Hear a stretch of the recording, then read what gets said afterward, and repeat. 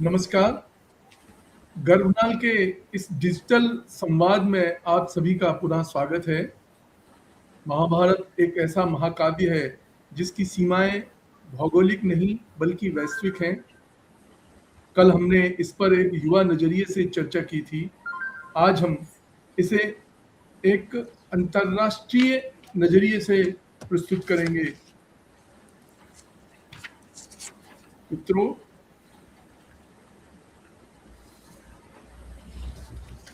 आज हमारे साथ हैं युवा वृंदा शर्मा। और वृंदा शर्मा का जो परिचय है वो कॉरपोरेट जगत में काम कर रही हैं। इसके पहले हम एक बात और भी कहना चाहते हैं कि अक्सर हम समझते हैं कि जो महाभारत में नहीं है वह संसार में कहीं नहीं है। यह कालजयी ग्रंथ केवल युद्ध की गाथा नहीं बल्कि जीवन की प्रयोगशाला है, जिसमें हर युग के प्रश्नों का समाधान और उत्तर छिपा हुआ है। आज की हमारी यह चर्चा बहुत खास है। आज हमारे साथ एक ऐसी युवा प्रतिभा जुड़ी है जो न केवल भोपाल की मिट्टी से जुड़ी है बल्कि जिन्होंने कला, खेल और कॉरपोरेट जगत के बीच एक अनूठा संतुलन बनाया है। वे शास्त्रीय नृत्यांगना हैं, खिलाड़ी हैं, कवि हैं और पेंटर भी हैं। मनोविज्ञान और अर्थशास्त्र की शिक्षा प्राप्त करने के बाद वर्तमान में वे बंगलुरु के एक प्रतिष्ठित मल्टीनेशनल कंपनी में कार्यरत हैं। आज हम उनके साथ महाभारत के नैतिक द्वंद्वों और आधुनिक विश्व में इसकी प्रासंगिकता पर चर्चा करेंगे। आइए स्वागत करते हैं वृंदा शर्मा जी का। वृंदा जी, आपका बहुत बहुत स्वागत है। तो सबसे पहले तो थैंक यू। और मुझे ऐसा लग रहा है कि क्योंकि आप मेरे फादर हो तो आपने एक दो चीज़ तारीफ में कुछ ज़्यादा ही बोल दी है मेरे लिए। वो थोड़ा सॉफ्ट कॉर्नर है, पर खैर बहुत ही ज़्यादा एक्साइटेड हूँ क्योंकि फर्स्ट लाइव हो रहा है। और मैं घर पे देखती हूँ आपको कि ये महाभारत सीरीज़ को लेके जो यूट्यूब पे चल रही है और बहुत टाइम से आ रही है, कितने मतलब हर रोज़ वो लाइव हो जाता है। वो डेडिकेशन जो आपका गर्भनाल मैगज़ीन को लेके है, वो सेम डेडिकेशन अब ये यूट्यूब चैनल को लेके आ गया है। और मतलब अमेजिंग है, मतलब बहुत ही अच्छा लगता है। तो मैं बहुत एक्साइटेड हूँ और जो भी आज बातचीत होने वाली है उसको लेकर भी। हाँ, दो एक बातें मैं हमारे दर्शकों के लिए बताना चाहता हूँ। हालांकि ये बहुत ही अनौपचारिक है और ये लाइव चर्चा की शुरुआत मुझे लगा कि परिवार से करने के पीछे मेरा कारण ये है कि दरअसल हम जो सोचते हैं और हम हमारे बर्ताव में जो लाते हैं उसमें परिवार के सदस्यों का बहुत बड़ा योगदान होता है। तो ये महज इत्तेफाक है कि आप मेरी बेटी हैं, लेकिन मेरा जो काम है उससे बहुत सारे युवा जुड़े हुए हैं। बहुत सारे युवाओं को संबोधित है मेरा काम। तो हमारे आधुनिक युवा, आधुनिक कॉरपोरेट जगत में काम करने वाले युवा, पूरी दुनिया भर में जो प्रवासी भारतीय हैं उसकी दूसरी या तीसरी पीढ़ी कैसे हमारे भारतीय वाङ्मय, हमारी परंपरा, हमारे ग्रंथ और हमारा जो सोचने का नजरिया है, हमारे नैतिक प्रश्न हैं, तो उसके ऊपर चर्चा करने के लिए मुझे लगा कि एक लिटमस टेस्ट की तरह हम अपने परिवार के सदस्य से बात करें और जानने की कोशिश करें कि वो महाभारत जैसा ग्रंथ जिसके अनेक अनेक आयाम हैं, अनेक तरीके से लोग उसकी व्याख्या करते हैं, अनेक तरीके से लोग उसको कोट करते हैं, तो हमारी पीढ़ी कैसे समझती है। तो इसलिए मैंने ये बातचीत सोचा कि ये बातचीत घर से प्रारंभ की जाए। बहुत धन्यवाद वृंदा जी कि आपने समय निकाला और मैं चाहता हूं कि आप सच्चे तरीके से अपने विचारों को हमारे साथ साझा करेंगे। हमारे दर्शक उम्मीद करता हूं कि जुड़ेंगे और इस बातचीत का आनंद लेंगे। सबसे पहले मेरा एक पर्सनल सा सवाल है कि आप भोपाल से हैं। भोपाल को बड़ा हिंदी पट्टी में एक साहित्यिक शहर कहा जाता है। यहाँ बहुत सारी प्रदर्शनकारी कलाएं हैं, सक्रिय तौर पे लोग उससे जुड़े हुए हैं। नाटक है, संगीत है, चित्रकला है। तो इस शहर को एक सांस्कृतिक राजधानी और भारत भवन जैसा अंतरराष्ट्रीय रंगमंच का एक केंद्र है। तो आप भोपाल में आपकी परवरिश हुई, यहाँ आप पैदा हुई, और इसके अलावा मनोविज्ञान और अर्थशास्त्र की पढ़ाई आपने की है, और अब कॉर्पोरेट जगत में भी काम कर रही है। तो इतने विविध क्षेत्रों में रहने के बाद महाभारत जैसे प्राचीन ग्रंथ के प्रति आपका जुड़ाव कैसे हुआ? क्या यह बचपन की जो आपकी रुचि थी, और या पारिवारिक पृष्ठभूमि की वजह से ऐसा है? तो आप क्या मानती हैं, आपका क्या सोच है? तो सबसे पहले तो मैं बताऊँगी कि भोपाल, मैं हमेशा भोपाल में ही रही हूँ, मतलब वहीं से बड़ी हुई हूँ, फिर पढ़ाई के लिए बाहर निकली हूँ और फिर अब नौकरी के लिए बाहर हूँ। पर भोपाल शहर, आपने सही बोला कि भोपाल शहर ही अपने आप में बहुत ही आर्टिस्टिक है। वहाँ पे कला होती है, संगीत है, डांस है, सब कुछ है वहाँ पे, और उसके ऊपर से मेरा परिवार, ना सिर्फ़ आप जैसे अगर नाटक की बात करो तो मुझे याद है कि मैं जब छोटी, मतलब स्कूल में थी, कॉलेज में थी, तो मेरे भाई को नाटक में बहुत इंटरेस्ट आया, तो मैंने कई नाटक अपने भाई के साथ जाके देखे हैं, भारत भवन में।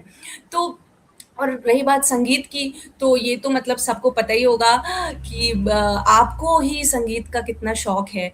तो संगीत का शौक मैं हर रोज़ देखती हूँ कि मेरे घर पे संगीत रोज़ बजाया जा रहा है, गाया जा रहा है, और मेरे को पर्सनली खुद डांस का बहुत ही ज़्यादा शौक है। मुझे तो लगता है कि जब से मुझे याद है, होश संभाला है, तब से ही मेरे को डांस बहुत पसंद है।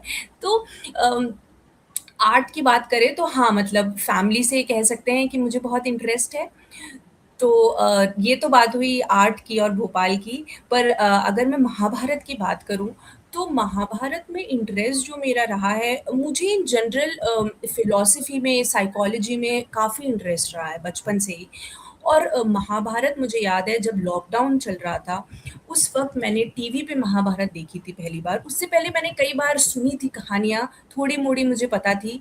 अम, पर जो देख के समझने वाली बात है, वो मैंने टीवी पे ही देखी थी, और वहाँ से मुझे बहुत ज़्यादा इंटरेस्ट आया, और उसके बाद मैं और पढ़ती गई और सवाल पूछती गई, डिस्कशन करती रही, और मुझे तो ऐसा लग रहा है कि ये लाइव भले ही सबके लिए हो रहा है, पर जो मेरे घर का माहौल है, वो ऐसा है कि ये डिस्कशन हो गया, चाहे महाभारत पे हो, चाहे कोई भी और दूसरे टॉपिक पे हो, मेरा आपके साथ और भाई के साथ, मम्मी के साथ चलता ही रहता है। हम मतलब फैमिली में एक वो डिस्कशन है जो वो चलता रहता है, और महाभारत जैसी चीज़ जो माइथोलॉजी हो गई और ये जो कहानियाँ हैं, अपनी हिस्टोरिकल कहानियाँ हैं, उसको लेके इंटरेस्ट, और उससे उसको देखने के अलग-अलग नज़रिए, उसको समझने का जो इंटरेस्ट है कि अरे इस चीज़ को इस नज़रिए से देख सकते हैं, उसमें मतलब काफ़ी इंटरेस्ट रहा है मुझको।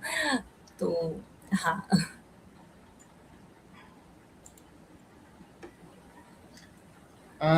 ये आपने बात बड़े व्यापक संदर्भ की कही, लेकिन मैं एक और पर्सनल बात करना चाहता हूँ मुख्य विषय पर आने से पहले। जी। आप नृत्यांगना हैं, इन दिनों आप कथक के बारे में आपकी रुचि बहुत प्रखरता से निकल पड़ी है, और खेल में भी आपकी बड़ी रुचि थी। और वैसे तो हर व्यक्ति के जीवन में बहुत सारी इच्छाएं रहती हैं, कौन कितना कर पाता है ये एक अलग बात है। पर क्या आप ये मानती हैं कि जो विविध कलाएं हैं, और खास तौर से खेल है या नृत्य है, ये हमारे जीवन जीने के तरीके को, नजरिए को बढ़ाता है, व्यापक करता है? क्या इसमें आपका भरोसा है? आप क्या सोचती हैं इस बारे में? अ, मुझे, जैसे आपने कहा कि कथक मैं आज कल मैंने शुरू किया है, कुछ मुझे 1 महीना हुआ होगा, 1-2 महीना हुआ होगा। कथक को लेके भी यही है कि क्योंकि मेरा डांस में हमेशा से बहुत ही इंटरेस्ट रहा है, बहुत ही ज़्यादा रुचि रही है, और मैंने बचपन से सीखा है। और जब-जब मौका मिला है मैंने परफ़ॉर्मेंस की है स्कूल में, अलग-अलग प्रोग्राम में, बाहर भी। पर मैं कथक क्लासिकल डांस कभी नहीं सीख पाई, और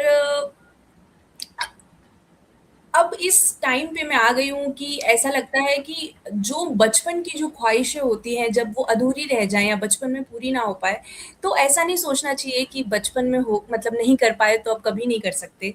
कभी भी हम सीख सकते हैं, कभी भी हम स्टूडेंट बन सकते हैं।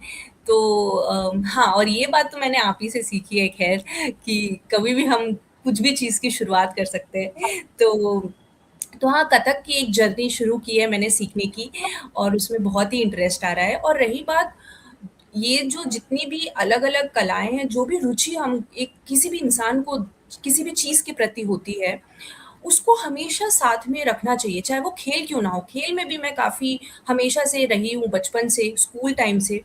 तो एक ना एक रुचि आपके काम के अलावा अगर हो, तो मतलब लाइफ़ ना बहुत अच्छी होती है, अच्छी गुज़रती है, खुश गुज़रती है क्योंकि काम में ऊपर-नीचे चलता रहता है। दिन अच्छा जाए, दिन अच्छा ना जाए, पर घर आके अगर मैं डांस कर लेती हूँ या कथक के कुछ चक्कर कर लेती हूँ, तो अचानक से मन फ्रेश हो जाता है। सेम खेल को लेके भी है, अगर आप थक-हार के आए हैं और अगर एक गेम खेल लें, बैडमिंटन का एक मैच खेल लें, तो शायद आपका मन फ्रेश हो जाता है, आपको अच्छा लगने लगता है। तो ये बहुत ही ज़रूरी चीज़ है और हाँ, मतलब मैं करती हूँ ये चीज़ और उम्मीद है मुझे कि हमेशा करती रहूँ अपने आगे फ्यूचर में भी। तो हाँ। बहुत एक आपने एक नज़रिया रखा, जिससे कई चीज़ें स्पष्ट हो रही हैं। एक और बात है, आप मनोविज्ञान की छात्रा होने के नाते महाभारत के पात्रों को देखती हैं, तो क्या आपको उनमें कोई ऐसा लगता है कि विशेष मनोवैज्ञानिक लेयर्स हैं, परतें हैं, उनके सारे जो कैरेक्टर्स हैं और मनोवैज्ञानिक दृष्टिकोण से इस ग्रंथ को आप कैसे देखती हैं? कितना गहरा है या क्या आपको समझ में आता है? ये एक सिर्फ़ कथा है, एक कहानी है, लेकिन क्या ये व्यावहारिक जीवन में इसका कुछ संदर्भ आपको दिखाई देता है? बिल्कुल पहले सबसे पहले तो मैं एक चीज़ कहना चाहती हूँ कि शायद मैं सबसे बेस्ट इंसान नहीं होंगी या सबसे नॉलेजेबल इंसान नहीं होगी इस विषय पे, इस टॉपिक पे जो कि महाभारत है। बहुत सारे ज़्यादा जो मास्टरी की हुई है जिनने इन टॉपिक पे या इस कहानी पे महाभारत जैसे ग्रंथ पर, वो लोग शायद आवाज़ आ अच्छा रही है आपको? ज़्यादा पता होगा। मुझे उतना नॉलेज नहीं है, पर जो मेरा नज़रिया है महाभारत को देख के जो भी मैं समझती हूँ, सीखती हूँ, मैं आज वो ही रखूँगी पूरे ये आज की बातचीत पर। तो रही बात साइकोलॉजी की जो आपने कही कि उससे महाभारत का जो ये लिंक है, वो बहुत ही गहरा है मेरी नज़र में। और महाभारत जैसा मैं पहले भी कह रही थी कि महाभारत को देखने के बहुत सारे नज़रिए हैं और उसके जितने भी कैरेक्टर हैं महाभारत के, चाहे वो पांडव पाँचों पांडव हो गए या द्रौपदी हो गई, कृष्ण भगवान, जितने भी कैरेक्टर आप सोच सकते हैं, वो हर एक कैरेक्टर कुछ ना कुछ सिखाते हैं और उनकी बहुत सारी लेयर है। आप ये मान सकते हैं कि चाहे वो राजनीति की बात हो, चाहे वो लीडरशिप की बात हो, चाहे वो दोस्ती की बात हो, चाहे वो ईगो की बात हो, चाहे वो सिम्पैथी हो, बहुत सारी चाहे वो माँ की ममता हो, तो बहुत सारे इमोशंस के बारे में हमें पता चलता है और कोई इंसान जब ये देखता है या पढ़ता है महाभारत को तो उसको सब कुछ महसूस होता है और हर एक चीज़ को देखने के बहुत सारे नज़रिए होते हैं और हर इंसान एक अलग नज़रिए से इसको देखता है और समझता है। तो साइकोलॉजिकली भी एक ह्यूमन बिहेवियर के बारे में जो हमें सीख मिलती है महाभारत से, वो मेरे नज़र में बहुत गहरी है। तो हाँ, मतलब ये बहुत गहरा लिंक है साइकोलॉजिकल थिंकिंग और महाभारत का। हाँ, ये बात सही है और जो ग्रंथ की जो आख्यान है, वो एक बहुत बड़ी कहानी है, जिसमें सारी चीज़ें शामिल की गई हैं। लेकिन ज़ाहिर है महाभारत का ऐसा कौन-सा जो पात्र है, जो आपको लगता है कि ये बड़ा कठिन है, कॉम्प्लेक्स है इसमें, जिसे समझना एक चुनौतीपूर्ण लगता हो आपको? ऐसा कोई कैरेक्टर आप बता सकती हैं या उसके बारे में बात करना चाहती हैं? तो मेरे हिसाब से 2 कैरेक्टर हैं जो मुझे बहुत ही ज़्यादा स्ट्रॉन्ग कैरेक्टर लगते हैं और बहुत ही हट के कैरेक्टर हैं जो कि और इनसे हमें बहुत सीखने मिलता है और वो 2 कैरेक्टर हैं एक तो द्रौपदी और दूसरा कर्ण। तो अगर मैं द्रौपदी की बात करूँ तो वो एक ऐसी महिला थी जिन्होंने जो एक महिला का मजबूत होना, एक स्ट्रॉन्गनेस की जो मिसाल खड़ी खड़ी की है वो बहुत ही ऊँची है। अगर आप देखो कि वो कोई मामूली महिला नहीं थी और जो उनके साथ घटना हुई वो भी मामूली नहीं थी। और उस ज़माने में जो हुआ, अब मैं एक एग्ज़ाम्पल देती हूँ कि जब जो उनके साथ घटना हुई, जो डिसरिस्पेक्ट उनके साथ हुआ, उसके बाद वो एक सभा में हैं जहाँ राजा हैं, जहाँ उनके पति हैं जो इतने महान हैं, सब सब उनसे डरते हैं और जितने भी महान लोग हो सकते हैं वो उस सभा में बैठे हुए हैं और उतनी अपमानजनित घटना होने के बावजूद भी अ, एक महिला इतनी टूट जाती है उसके बावजूद भी उनने सवाल उठाए उस जगह पे खड़े होके और बहुत ही मजबूती से वो बहुत गहरे सवाल उठाए। वो दबी नहीं, वो वहाँ सिर्फ रोई नहीं, रोने के साथ उनने ये दिखाया कि वो कमज़ोर नहीं है और किसी भी महिला का ऐसा कर पाना और वो भी कोई मामूली वो द्रौ महा मतलब राजा द्रौपद की पुत्री थी, वो उनके 5-5 पति थे और क्या-क्या नहीं था उनके पास उसके बावजूद भी वो कमज़ोर नहीं पड़ी और उनको वो जो अंदर से टूटी थी उसके बावजूद वो जो खड़ी हो पाई और सबको सवाल उठा पाई और ना सिर्फ उस समय उनने सवाल उठाया, उनने आप देखोगे उस घटना के बाद थ्रू आउट द महाभारत उस कहानी में वो भूली नहीं उस चीज़ को और ना सिर्फ उनने खुद नहीं भूली, उनने किसी को भूलने भी नहीं दिया। तो अ, ये बताता है और सारी महिलाओं को भी ये सिखाता है कि सेल्फ रिस्पेक्ट होना और खड़े रहना अपनी इज्जत के लिए, सेल्फ रिस्पेक्ट के लिए बहुत ही ज़रूरी है और एक महिला को हमेशा करना चाहिए और उनने मतलब वो मिसाल है उस चीज़ की। तो एक तो कैरेक्टर द्रौपदी का है, दूसरा कैरेक्टर मुझे लगता है कर्ण का है। तो कर्ण भी एक बहुत ही मज़ेदार और बहुत ही मतलब कह सकते हैं कि जब हम किसी सिचुएशन में आ जाते हैं, ऐसी परिस्थितियाँ आ जाती हैं कि हमारे जो चॉइसेस होते हैं, वो बहुत कठिन हो जाते हैं हमारे लिए। तो कर्ण का जो कैरेक्टर अपने आप में रहा है, अगर हम स्टार्टिंग से देखें, मतलब हम समझ नहीं पाते, एक इंसान कई बार कन्फ्यूज़ हो जाता है कि यार ये कैरेक्टर उस पे दया भी आती है, उसको देख के लगता है कि कितना बहादुर भी है और मतलब उस कैरेक्टर को देख के हमें बहुत सारे इमोशंस आते हैं, जो बहुत कम कैरेक्टर को देखकर आते हैं। अगर आप हर एक कैरेक्टर महाभारत में मोस्टली कैरेक्टर को देख के एक इमोशन फ़ील होता है, बट कर्ण एक ऐसा कैरेक्टर है जिसको देख के काफ़ी सारे इमोशंस खड़े होते हैं और कर्ण से सीखने को भी ये मिलता है कि एक इंसान कितना लाचार हो सकता है और उसके बावजूद भी वो झुकता नहीं है, वो लड़ता है, अपने भाई के आगे लड़ता है। तो मिसाल है मतलब कर्ण का कैरेक्टर भी बहुत ही अच्छा और बहुत ही सीखने को मिलता है उस कैरेक्टर से। तो हाँ, मतलब ये 2 कैरेक्टर हैं जो मुझे काफ़ी दिलचस्प लगते हैं। हाँ, सही कहा आपने। और जैसा कि आप जानते हैं, गर्भनाल पत्रिका के ज़रिए हमने 2006 से ये काम शुरू किया और प्रारंभ से ही महाभारत की सारी कथाओं को संक्षिप्त रूप में निरंतर हमने उसको प्रकाशित किया और इन दिनों हम हमारा जो वीडियो यूट्यूब चैनल है, उस पे हम लगातार इन कहानियों को डाल रहे हैं। तो उसके पीछे कारण वही है कि हमारे पास समय की कमी है, हम सभी के पास समय की कमी है। तो क्या आपको ऐसा लगता है कि आज के युवाओं को ये कहानियाँ सुननी चाहिए, इनसे प्रेरणा लेनी चाहिए या सचमुच ये उनके लिए रोचक हो सकती है आज के इस समय में? अ, आज के समय की अगर बात की जाए, तो बिल्कुल बहुत ही ज़्यादा ज़रूरी है और मुझे लगता है कि इस कहानी को सिर्फ़ एक कहानी की तरह लेना या एक हिस्टोरिक मतलब हिस्ट्री की तरह देखने से बेहतर ये है कि उससे हम क्या सीख लेते हैं, उस पे ज़्यादा इम्पोर्टेंस उस चीज़ को देना कि जो चीज़ महाभारत से हम सीखते हैं और क्या चीज़ हम अपने जीवन में उतार सकते हैं।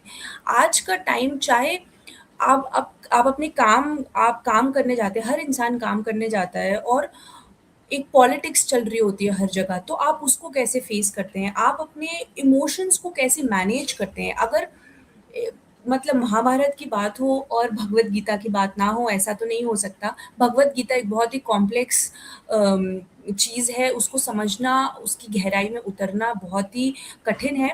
पर जो जहाँ तक मैंने समझा है भगवत गीता को, डिटैचमेंट एक चीज़ है जो मैंने उससे सीखी है। भगवत गीता से बहुत सब चीज़ें सीख सकते हैं, पर डिटैचमेंट एक चीज़ है जो सबसे मुश्किल है किसी भी इंसान को करना। अपने इमोशन से, हार से, जीत से डिटैच हो जाना, अपने आप को अलग कर देना और सिर्फ़ अपने काम पे फ़ोकस करना। उससे क्या मिलेगा उसके बारे में ना सोचना, कम सोचना, ये बहुत ही मुश्किल चीज़ है पर बहुत ही ज़्यादा इम्पोर्टेंट चीज़ है। और अगर कोई इंसान अपने जीवन में ये चीज़ उतार ले, तो फिर तो मतलब बहुत ही अच्छा बीतेगा उसका जीवन। तो ये मतलब ऐसी ही बहुत सारी चीज़ें हैं, रिलेशनशिप्स हम कैसे मैनेज करते हैं अपने परिवार के साथ, अपने दोस्तों के साथ, सही और गलत में कैसे चूज़ करें। और कई बार ऐसा होता है कि जो जो सही रास्ता होता है वो बहुत ही मुश्किल होता है और जो गलत रास्ता होता है वो आसान होता है लेना, उसमें कंफर्ट है, आसानी से ले सकता है इंसान। बावजूद इसके आप सही रास्ते पे जाना, भले ही वो कितना भी कठिन है, पर भला ही उसमें कितनी भी कठिनाइयाँ आ रही हैं, हमें दिख रहा है कि आगे जाके तो बहुत मुश्किलें हैं, पर तब भी ये सोचना कि नहीं, पर ये सही चीज़ है करना, तो हम वही करेंगे। और हर जीवन सबके जीवन में ये मौके आते हैं कई बार जब उनको मुश्किल रास्ता चूज़ करना पड़ता है। तो ये सब चीज़ें सीखना और समझना, चाहे वो महाभारत हो, चाहे वो रामायण हो, चाहे ऐसी बहुत सारी हिस्टोरिकल चीज़ें हों, इससे सीख लेके अपने जीवन में उतार पाना। कोई पूरी तरीके से तो नहीं उतार सकता, पर जितना भी उतार सके एक इंसान, वो अपने लाइफ में इम्प्लीमेंट करना उस चीज़ को, आई थिंक वो ज़्यादा इम्पोर्टेंट है। और आज की जनरेशन वैसे ही मेंटल, आप मतलब सब लोगों को पता है कि मेंटल हेल्थ पे ध्यान दो, वो बहुत इम्पोर्टेंट है। और ये सच है ये बात, मेंटल हेल्थ बहुत इम्पोर्टेंट है और उसको कैसे काबू में रखना, अपने दिमाग को कैसे अपने ही बस में रखना, वो सीख पाना ही जीत है आज की लाइफ में। तो हाँ, मतलब महाभारत को अगर हम उस नज़रिए से देखें तो बहुत कुछ सीख सकते हैं। आपने बहुत ही विस्तार से बहुत बड़ी चीज़ों को शामिल कर लिया अपने उत्तर में। मैं बहुत जल्दी से छोटी-छोटी 2-3 चीज़ें और आपसे जानना चाहता हूँ। ख़ास तौर से आजकल की जो जेन ज़ी पीढ़ी है, जो एकदम डिजिटल हो गई है और एकदम भागती रहती है, उनके लिए महाभारत से प्राप्त होने वाली सबसे बड़ी लाइफ स्किल क्या हो सकती है? बहुत सटीकता से आप क्या समझती हैं? अम, वैसे तो कई सारी हो सकती हैं, पर अगर मैं सबसे इम्पोर्टेंट स्किल की बात करूँ, तो इमोशनल इंटेलिजेंस मुझे लगता है कि बहुत ही ज़्यादा इम्पोर्टेंट स्किल है। कि कैसे, जो मैं अभी थोड़ी देर पहले कह रही थी कि अपने अ, दिमाग को, अपने इमोशन को अपने काबू में रखना। आजकल की जो ये है, हम सबके पास इंटरनेट का एक्सेस है, हम सब बहुत सारी चीज़ें देखते हैं। व्हाट्सएप में कभी कुछ होता है, कोई कोई एक कहानी बता देता है, हम उस पे यकीन कर लेते हैं, कोई कुछ बोलता है, हम उस पे यकीन कर लेते हैं। बट हम खुद रिसर्च नहीं करते, हम खुद नहीं पढ़ते, हमें सच्चाई खुद नहीं पता। तो बहुत सारी चीज़ें हैं आज के टाइम पे, इंटरनेट पे सब कुछ है, सबके ओपिनियन है, सबकी बातें हैं, कोई कुछ कहता है, कोई कुछ कहता है, कोई राइट विंग है, कोई लेफ्ट विंग है।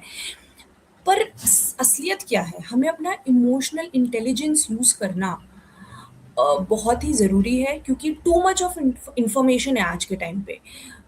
तो उसमें से फ़िल्टर करना, ये जान पाना कि यार, मैं इसका फैक्ट चेक करती हूँ कि क्या सच में ऐसा है कि नहीं, वो बहुत इम्पोर्टेंट है। क्या जो हमें बताया जा रहा है, क्या वो सच है, या अपना इमोशन अ, उस पे इमोशनल ना होकर उसको एक फैक्चुअल वे में देखना और समझना बहुत इम्पोर्टेंट है। तो मुझे लगता है कि आजकल की जनरेशन में जो टू मच ऑफ इन्फॉर्मेशन है इंटरनेट पे, सबको सब कुछ पता है, पर किसी को कुछ नहीं पता एक्चुअली। तो अगर नहीं पता तो ये बोल देना कि हाँ, मुझे नहीं पता, मुझे पढ़ना चाहिए इस बारे में, वो ज़्यादा बेहतर है, बल्कि इसके कि हम कोई ओपिनियन बनाएँ या किसी चीज़ पर अपनी कोई राय रख दें या राय बना लें मन में, तो ये गलत है। तो आजकल के बच्चों को नॉलेज, हिस्टोरिकल नॉलेज थोड़ी कम है और सिर्फ़ व्हाट्सएप नॉलेज, इंस्टाग्राम नॉलेज ये ज़्यादा है। तो उसमें बैलेंस कर पाना बहुत इम्पोर्टेंट है। तो हाँ। बहुत ठीक तरीके से आपने बात कही। अब मैं आखिरी में एक और सवाल है मेरे मन में। प्रवासी भारतीयों के लिए गर्भनाल पत्रिका का काम मैंने शुरू किया था। इतने साल हो गए इसको काम करते हुए। मेरे मन में एक बड़ी तड़प रही है हमेशा से कि प्रवासियों की जो तीसरी पीढ़ी है या चौथी पीढ़ी है जो बाहर विदेशों में जिनका जन्म हुआ, तो उन लोगों के लिए गर्भनाल का मंच जो है सदैव खुला रहा है। हमेशा मैंने कोशिश की है कि उनको इस मंच से जोड़ा जाए, भारतीय संस्कृति से जोड़ा जाए। तो मैं चाहता हूं कि क्या सचमुच ये मुहिम या ये जो मंच है ये इस काम को कर रहा है, या इसमें संभावनाएं आप कैसे देखती हैं? उनके लिए आप क्या कहना चाहेंगी? मेरा तो ये रहे।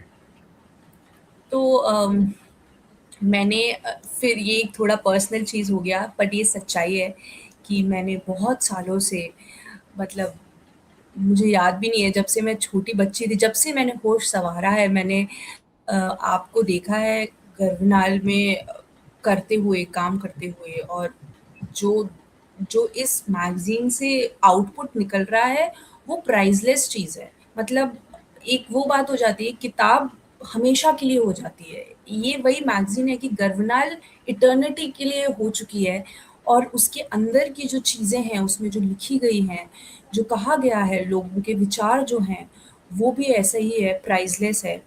और अब गर्भनाल के साथ-साथ ये जो यूट्यूब जर्नी जो शुरू हुई है गर्भनाल की, ये बहुत ही मतलब एक्सट्रीमली अमेज़िंग जर्नी है। और लगातार महाभारत, वही कि महाभारत जैसी एक चीज़ जो आजकल शायद बहुत सारे लोगों को वो कहानी नहीं पता, या लोगों के पास टाइम नहीं है सुनने का या देखने का, तो वो ये सुन सकते हैं और समझ सकते हैं। एंड ऐसा प्लेटफ़ॉर्म और इतने डेडिकेशन से, मतलब अगर आप देखो कि हर रोज़ एक वीडियो आ रहा है, और अगर कोई इंसान लगातार बैठ के सब वीडियो देखे, तो वो समझ जाएगा, महाभारत समझने लगेगा। तो और उसके पीछे की जो समझ है, उससे जो लेना है, सीख लेनी है, वो भी सीख जाएगा। तो ये बहुत ही ज़्यादा आज के टाइम में बहुत ही इम्पोर्टेंट चीज़ है आजकल के बच्चों के लिए, अवेयरनेस फैलाना कि महाभारत को देखने, उससे सीखने के लिए एक प्लेटफ़ॉर्म बनना, जहाँ ये अपॉर्च्युनिटी मिल रही है कि आप कोई भी आके सुन सकता है यूट्यूब पर, और वो भी इतने अच्छे तरीके से। तो और ये हमेशा के लिए हो गया। यूट्यूब भी एक ऐसी चीज़ है जो आप मतलब 5-6 साल बाद भी इन वीडियो पे आके आप देख सकते हो। और मेरे तो बहुत सारे ऐसे दोस्त हैं जो सुनते हैं, जिनको बहुत ही अच्छा लगता है, जिनने महाभारत नहीं देखी और वो ये वीडियो देख रहे हैं, वे फॉलो कर रहे हैं ये सारे वीडियोज़ को, और उनको बहुत इंटरेस्ट आ रहा है। वो रोज़ वेट करते हैं कि चलो अब वीडियो आएगा तो ये वीडियो देखते हैं। हम एक वीडियो मिस हो जाता है तो वापस जाके देखते हैं कि अरे कल का वीडियो, कल कहानी में क्या था। तो ये बहुत ही अमेज़िंग है और बहुत ही मोटिवेटिंग है अगर देखा जाए कि आप अभी भी मतलब इतने डेडिकेशन से, इतना डिसिप्लिन से ये सब कर रहे हो, लगे हुए हैं। तो मतलब हाँ, मैं यही कहना चाहूँगी कि हैट्स ऑफ है।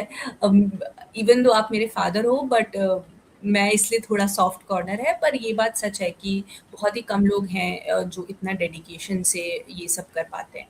और मैं तो बहुत ही फॉर्च्यूनेट हूँ कि मैं आपकी बेटी हूँ, तो मुझे घर पे ही बहुत सारी चीज़ें सीखने को मिल जाती है, और मैं उसको अपनी लाइफ में उतारती हूँ। हार्ड वर्किंग हो, डिसिप्लिन हो, डेडिकेशन हो, कंसिस्टेंसी हो, और ये सब बहुत ज़रूरी है। तो हाँ, मतलब ये मैं तो चाहती हूँ कि ये यूट्यूब चैनल सब लोगों को मतलब वायरल हो जाए और सब लोग इसको देखें। तो हाँ।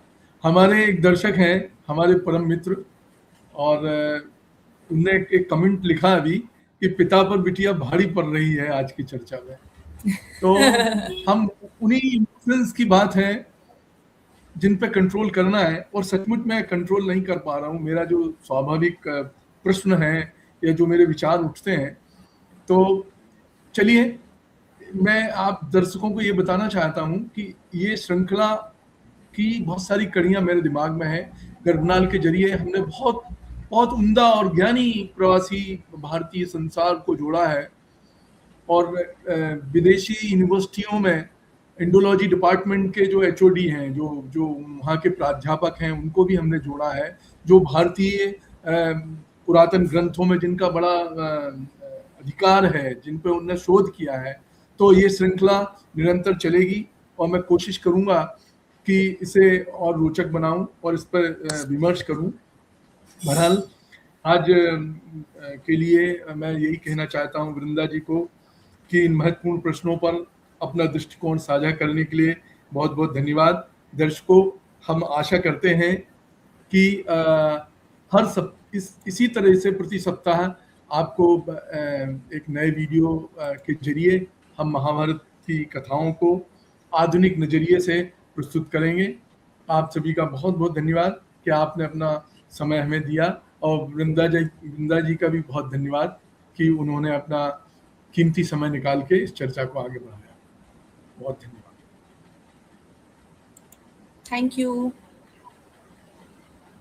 Thank you very much.